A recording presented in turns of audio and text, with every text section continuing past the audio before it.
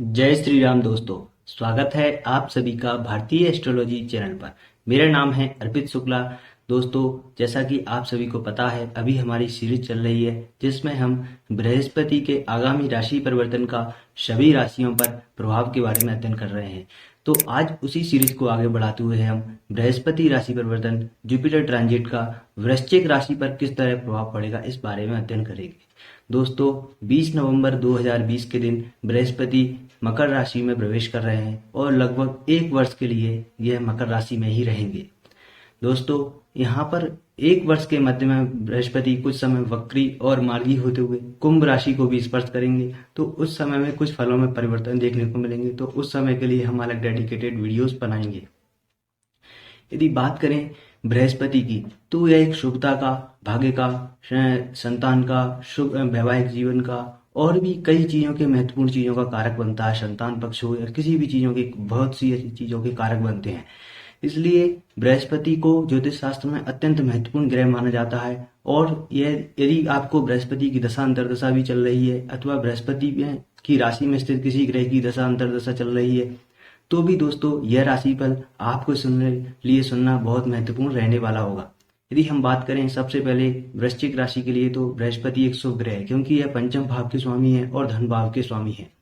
दोस्तों, तीसरे भाव में ये गोचर कर रहे हैं मकर राशि में। यहाँ पर पहले से शनि विराजमान रहेंगे, जिसकी वजह से नीच भंग योग बनेगा क्योंकि बृहस्पति मकर राशि में नीच के हो जाते हैं। तो तीसरे भाव में यहाँ पर बृहस्पति निश्चित रूप से आपको यात्राएं दे सकते हैं, किसी मनोरंजक स्थान पर जाने के आपको अवसर प्राप्त हो सकते हैं। लेकिन बृहस्पति यहाँ पर आपके चतुर्थ भाव से 12वें पे है, तो यहाँ पर माता के स्वास्थ्य को लेकर के आपको किसी प्रकार की परेशानी दे सकता है। जैसा कि मैंने बताया, यात्राओं की योग है, तो यात्राओं में आपको जन्म स्थान से दूर जाना पड़ सकता है अथवा किसी लॉन्ग डिस्टेंस ट्रेवल के भी योग बन सकते हैं। यहाँ पर दोस्तों तीसरा भाव आपके छोटे भाई बहनों का माना जाता है, तो छोटे भाई बहनों का निश्चित रूप से यह समय शुभ रहेगा, उनके लिए सहयोग प्राप्ति होगी। और यह भी देखने को मिल सकता है कि उनके अंदर जो मैच्योरिटी और समझ का लेवल होगा वह आपसे एक स्टेप आगे हो, इस बात की संभावना रहेगी। यानी आपके छोटे भाई बहनों की सलाह मशवरा लेना आपके लिए कारगर रहने वाला होगा। दोस्तों, यहाँ पर तीसरे भाव हमारे पराक्रम का कहा जाता है, तो शुभ ग्रह आने पर यहाँ पर ज्यादा ठीक नहीं माना जाता है क्योंकि शुभ ग्रह आने पर यहाँ पर व्यक्ति के पराक्रम में कमी करते हैं, यहाँ पर आलस्य की वृद्धि करते हैं और बृहस्पति 11वें भाव पर दृष्टि देते हैं।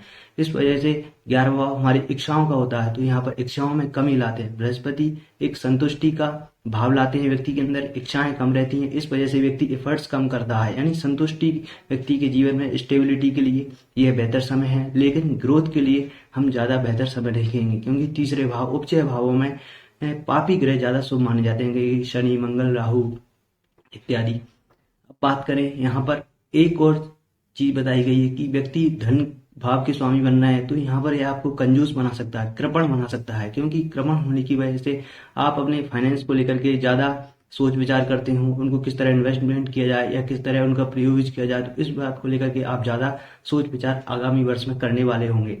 यदि बात की जाए, आप किसी प्रकार के जीवन में चेंजेस लाना चाहते हैं, इनपुट लाना चाहते हैं, कुछ नया एडवेंचर स्टार्ट करना चाहते हैं, तो यहाँ पर इनपुट देने के लिए यह सही समय है, प्रयास करिए। लेकिन अभी सिर्फ प्रयास करिए क्योंकि लाभ आपको आगामी समय में प्राप्त होगा, अभी लाभ की उम्मीद आपको कम करनी चाहिए। बृहस्पति की तीसरे भाव में गोचर से विवाह को भी हम देख सकते हैं। जिन व्यक्तियों की विवाह के लिए जो सोच रहे हैं, प्लान बना रहे हैं, तो आप अपने माता पिता का आशीर्वाद लेकर के आगे बढ़ सकते हैं। निश्चित रूप से वैवाहिक जीवन के लिए यह एक शुभ स्थिति कह सकते हैं।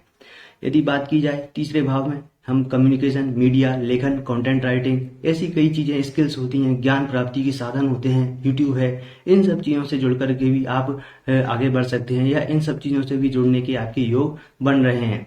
और तीसरे भाव में बृहस्पति हालांकि नीच के भी होंगे निश्चित रूप से, लेकिन नीच भंग भी बन रहा है, तो कहीं ना कहीं आपके कंधे अथवा कान से जुड़ी हुई चीजों में कुछ तकलीफ, दर्द इत्यादि हो सकता है, तो आपको थोड़ा सावधानी रखना चाहिए। ऐसा नहीं कोई बड़ा भारी पेन होगा, कुछ बहुत थोड़ा बहुत पेन होने की संभावना बन सकती है। यदि हम बात करें बृहस्पति की दृष्टियों की, तो सप्तम भाव पर दृष्टि बृहस्पति की, हालांकि बृहस्पति यहाँ पर नीच होने की वजह से क्वालिटी ऑफ मैरिज लाइफ में कमी ला सकते हैं और आपके जो भी वैवाहिक जीवन है वहां पर विवाह होने के योग तो बन रहे हैं, परंतु व्यस्तता की वजह से या किसी भी अन्य कारणों की वजह से वैवाहिक सुख के लिए यह ज्यादा कंफर्ट वाला समय नहीं रहने वाला है। नवम भाव पर दृष्टि, भाग्य स्थान पर दृष्टि, धार्मिक आचरण करने के लिए अच्छी स्थिति है। यहाँ पर नवम भाव में दृष्टि बृहस्पति की यह भी दिखाती है कि आप किसी नए बिलीफ में विश्वास कर सकते हैं, जैसे कि जो पुरानी चीजें नहीं चलती आ रही, जो सनातन नहीं है। जैसे हम हिंदू धर्म की बात करें तो हमारे देवी देवता, हमारी आस्था जो शंकराचार्य जी ने बनाई है उसको छोड़ करके कुछ लोग आएगा जो नए देवी देवता प्रकट हो चुके हैं, जैसे कि साईं बाबा है, तो ऐसे लोगों में आस्था रख सकते हैं। तो इस बात की संभावना बन रही है, यानी नए बिलीफ सिस्टम, नई थ्योरी को भी आप एडॉप्ट कर सकते हैं। हालांकि धार्मिक तो आप रहेंगे ही। यदि हम बात करें 11वें भाव पर, तो 11वें भाव पर दृष्टि आय को कम करेगी, क्योंकि आप अपने आप ओर से एफर्ट्स नहीं लगाएंगे, संतुष्टि रहेगी, नई ग्रोथ की भावना आपके मन में नहीं रहेगी। यहाँ पर बड़े भाई बहनों के लिए यह शुभ स्थिति रहेगी, उनकी उन्नति और तरक्की हो सकती है। और आपके जो नेटवर्क्स हैं उनमें ज्ञानी लोग हैं, जो चाहे किसी भी क्षेत्र के ज्ञानी हो सकते हैं, नॉलेज लोग हो सकते हैं, उनके साथ आपके संपर्क बढ़ सकते हैं। तो दोस्तों, यह तो था हमारा बृहस्पति जुपिटर ट्रांजिट का राशिफल, जिसमें हमने स्कॉर्पियो राशि यानी वृश्चिक राशि के लिए जाना। उम्मीद करता हूँ आपको यह वीडियो अच्छा लगा होगा। हालांकि मेरे जैसे व्यक्ति से आपने यह राशिफल सुना, इसके लिए मैं आपका बहुत बहुत आभारी हूँ। धन्यवाद। जय श्री राम। दोस्तों, आप सभी का दिन और शुभ मंगलमय हो, और इस चैनल को सब्सक्राइब जरूर कर दीजिए। आपके प्रेम और स्नेह की मुझे अत्यंत आवश्यकता है। जय श्री राम।